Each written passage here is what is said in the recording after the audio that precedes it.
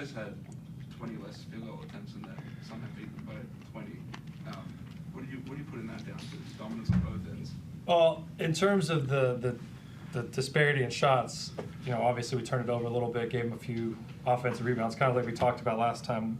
Getting that shot balance is important for us, but yeah, we were able to shoot a pretty efficient number, 58 from the field, 69 from two, and 40 from three is pretty efficient. So despite a few turnovers, a few extra possessions for them, and then we got to the line like crazy. So X and Derek were great.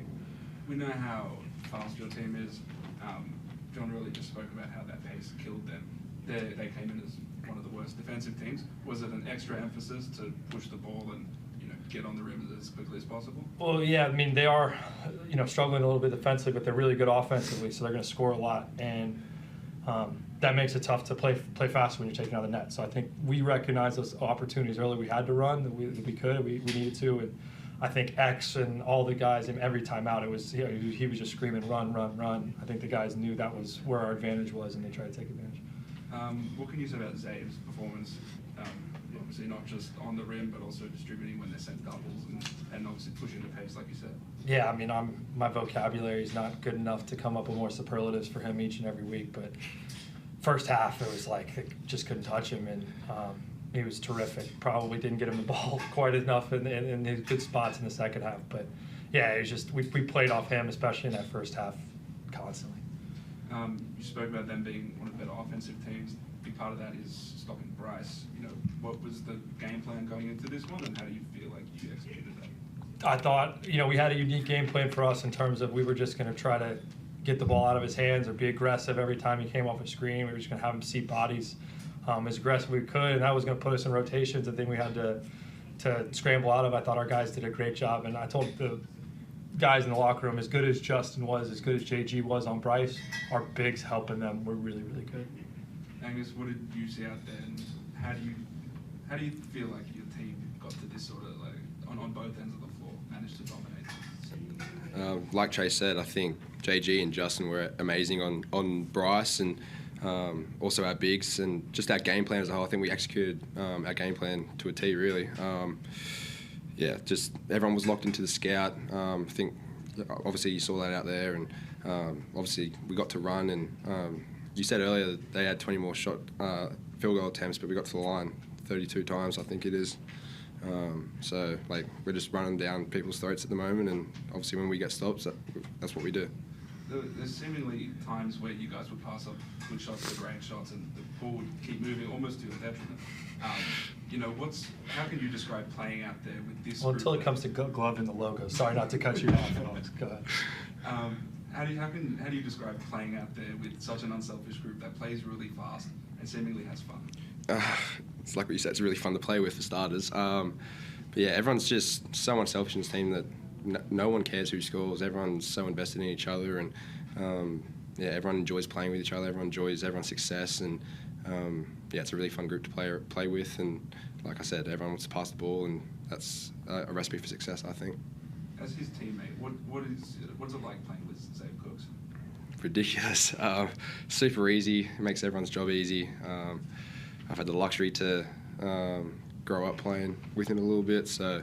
But yeah, no, he's my MVP obviously in the league. I'm obviously biased, but yeah, I mean, to me he's by far the best in this league. Chase, we were coming off DJ hitting 10 threes.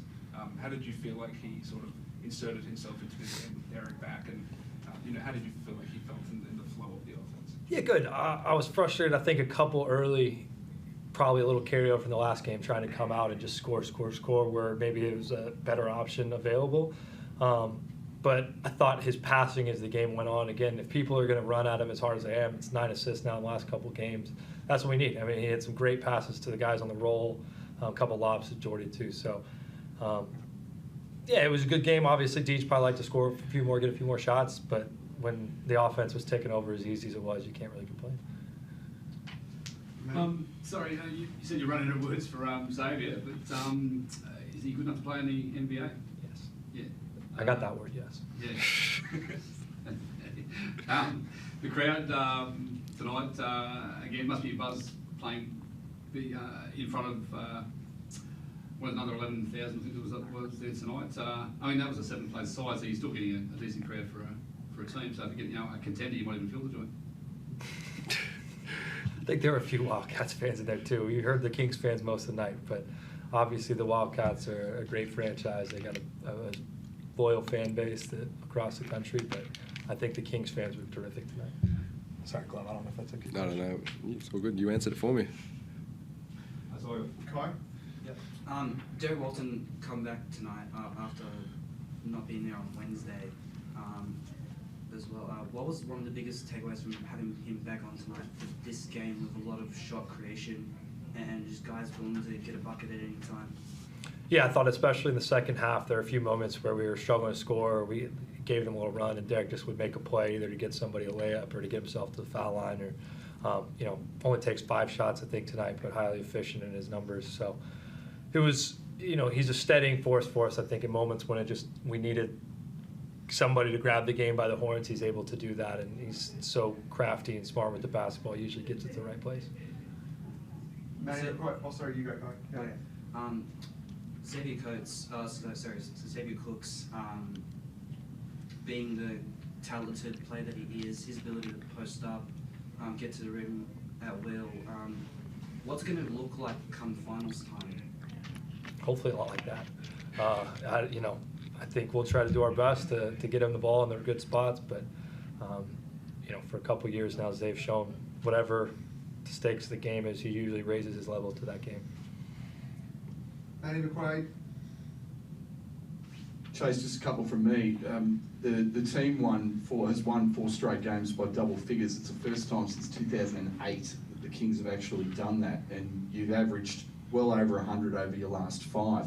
One of the things we talked about a little while ago was the pace at which you played. Obviously, you're leading the league in pace, but do you feel like the team is now getting to where you wanted them to be earlier in the season?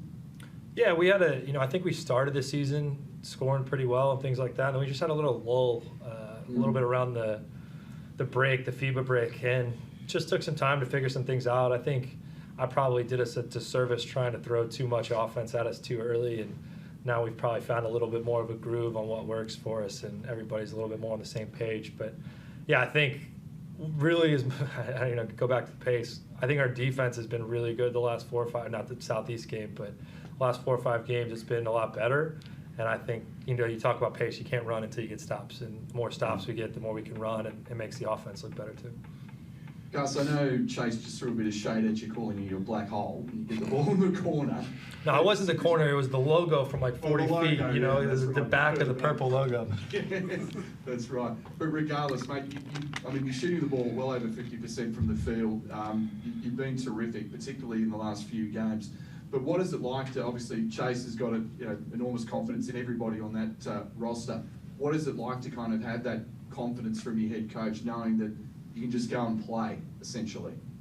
Yeah, it's. I think Chase allows everyone to be themselves. He comes out, instills massive confidence in everyone, and you see he's up and about, always on the bench and always talking to guys, and he goes out and he tells you during the week, speaks to you during the week about keep doing what you're doing, shoot the ball, be aggressive, all those kind of things, and I think you see tonight everyone. Like I said, every time we move the ball, everyone's being aggressive, and I think that's when we're at our best. And Chase loves that. And just finally from me, mate, you've got Brisbane coming up on the road, and obviously they're having a bit of a rough time. And how do you kind of keep this momentum going? I know it's one game at a time, and I know you're obviously going to take them seriously, but because they will come after you, no doubt, on their home floor. Yeah, definitely. They've obviously started to play a little bit better basketball, and but at the end of the day, we can't take them lightly. We need to come in and try and put our foot down and play for 40 minutes. And I'm sure if we do that, we'll take care of business. But like I said, they play similar to us in terms of their fast pace. We can definitely punish them on the when they play defense, we play offense. So just got to take advantage there for sure.